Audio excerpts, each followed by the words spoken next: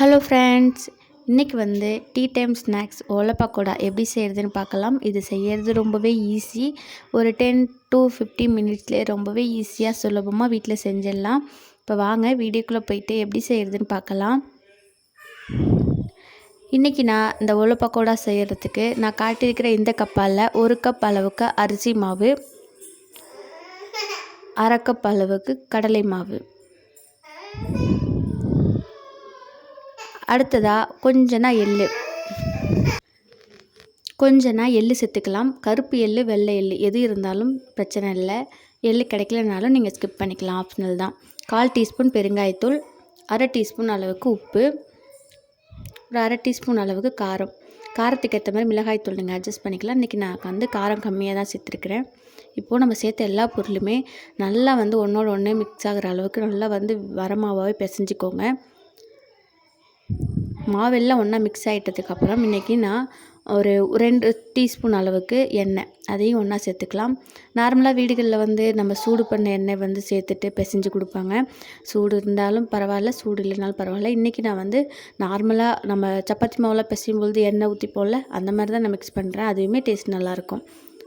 இந்த மாவெல்லாம் பிசையறதுக்கு நடுவில் நான் சின்ன துண்டு இஞ்சி, 4 பல் பூண்டு அளவுக்கு இடித்து தண்ணியில் ஒரு 1/2 கிளாஸ் தண்ணியில் வந்து ஊற வச்சுருந்தேன்.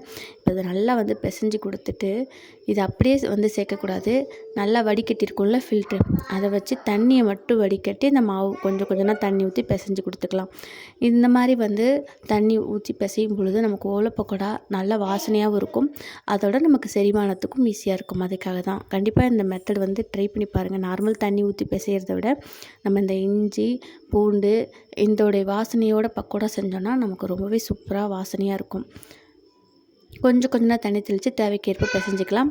அந்த இஞ்சி பூண்டு தண்ணி காலியாச்சுன்னா நார்மல் வாட்டர் யூஸ் பண்ணி பிசைஞ்சிக்கோங்க. ரொம்பவும் தொலைன்னு பிசையக்கூடாது. அதே சமயத்தில் ரொம்ப கெட்டியாகவும் பிசைஞ்சோம் அப்படின்னா நமக்கு வந்து முறுக்கு குழலில் போட்டு பக்கோடா செய்யும் பொழுது ரொம்ப ஹார்டாக அமுக்க முடியாது.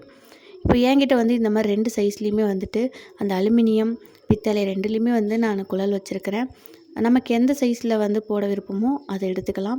இன்றைக்கி நான் அலுமினிய அந்த முறுக்கு குழல் தான் எடுக்க போகிறேன். இதில் வந்து 2 ஓலை பக்கோடா போடுற ஹோல் இருக்கும்.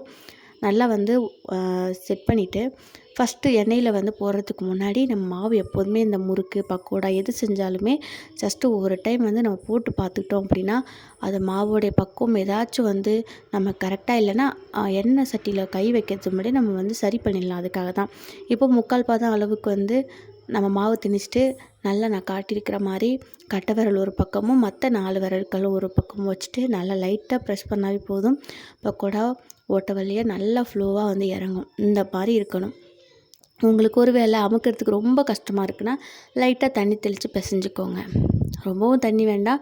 அது வந்து பக்கோடா ஷேப்பும் வராது, அதோட தண்ணியும் எண்ணெயும் உரிய ஆரம்பிச்சிடும். அதனால் இப்போ நான் பிசைஞ்சிருக்கிற இந்த மாவு பதம் கரெக்டாக இருக்குது. இப்போ பொரித்து எடுத்துடலாம்.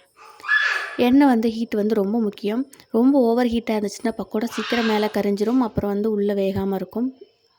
அதனால் நல்லா ஹீட் ஆனதுக்கப்புறம் நம்ம வந்து ஸ்டவ்வை வந்து லோ பண்ணி வச்சுட்டு இந்த மாதிரி கொஞ்சம் நான் காட்டுற மாதிரி வந்து பிழிஞ்சு கொடுத்தோம் அப்படின்னா நல்லா பப்புள்ஸ்லாம் வந்து சலன்னு சவுண்டாக வந்து இருக்கும். இது எப்படி வெந்துருச்சுன்னு சொல்லிட்டு கண்டுபிடிக்கிறதுனா நல்லா எண்ணெயோட பபிள்ஸ் குறைஞ்சிரும், சலன்னு வேகிற சவுண்டும் குறைஞ்சிரும். ஒரு பக்கத்துலேருந்து இன்னொரு பக்கத்துக்கு திருப்பி போட்டு நம்ம வந்து எடுத்துட வேண்டியது தான். நம்மளோட எண்ணெயோட ஹீட்டுக்கு ஏற்ற மாதிரி ஃப்ளேம் வந்து ஹை பண்ணி லோ பண்ணி இறக்கி எடுத்துக்கோங்க. ரொம்ப ஓவர் ஹீட்டாக இருந்துச்சுன்னா சீக்கிரம் கரைஞ்சிரும். அதுக்காக தான் முடிஞ்ச அளவுக்கு மீடியம் ஃப்ளேமில் வச்சு பொரிங்க. உங்களுக்கு தெரியும் ஒரு வேளை வந்து எண்ணெய் ஹீட்டாக இருக்குது அப்படின்னு தெரிஞ்சுன்னா கொஞ்சம் வந்து ஃப்ளேமை கம்மி பண்ணி வச்சுக்கலாம். பாருங்கள், எனக்கு பபிள்ஸ் குறைஞ்சிருச்சு, சவுண்டுமே நல்லா அடைஞ்சிருச்சு. அடுத்ததாக இந்த பக்கோடாவை எடுத்து நம்ம வேறு தட்டில் வச்சுக்கலாம். இப்போ அடுத்ததாக நான் ஆல்ரெடி வச்சுருக்கிற மாவு எல்லாத்தையும் வந்து ஒவ்வொரு பேட்சாக போட்டு எடுத்துகிட்டு உங்களுக்கு காமிக்கிறேன். இது கண்டிப்பாக நீங்கள் ஈஸியாக ட்ரை பண்ணலாம். நீங்கள் இதான் ஃபஸ்ட் டைம் போடுறீங்கனாலுமே ரொம்பவே சுலபமாக வரும். அதோட டேஸ்ட்டும் சூப்பராக இருக்கும். அவ்வளோதான் ஃப்ரெண்ட்ஸ், நமக்கு டீ டைம் ஸ்நாக்ஸ் ஓலை பக்கோடா ரொம்பவே ஈஸியாக ஒரு 10 to 15 மினிட்ஸில் வீட்டிலே ரெடி பண்ணிட்டோம். நீங்களும் வீட்டில் மறக்காமல் ட்ரை பண்ணி பாருங்கள். டேஸ்ட் ரொம்பவே சூப்பராக இருக்கும். குழந்தைங்களாம் கூட கடித்து சாப்பிட்றதுக்கு ரொம்பவே மொறுமொறுன்னு இருக்கும். நீங்கள் தான் என்னோடய சேனலை ஃபஸ்ட் டைம் பார்க்குறீங்க அப்படின்னா சப்ஸ்கிரைப் பண்ணுங்கள். வீடியோ பிடிச்சிருந்தா லைக் பண்ணுங்கள். தேங்க் யூ ஃபார் வாட்சிங்.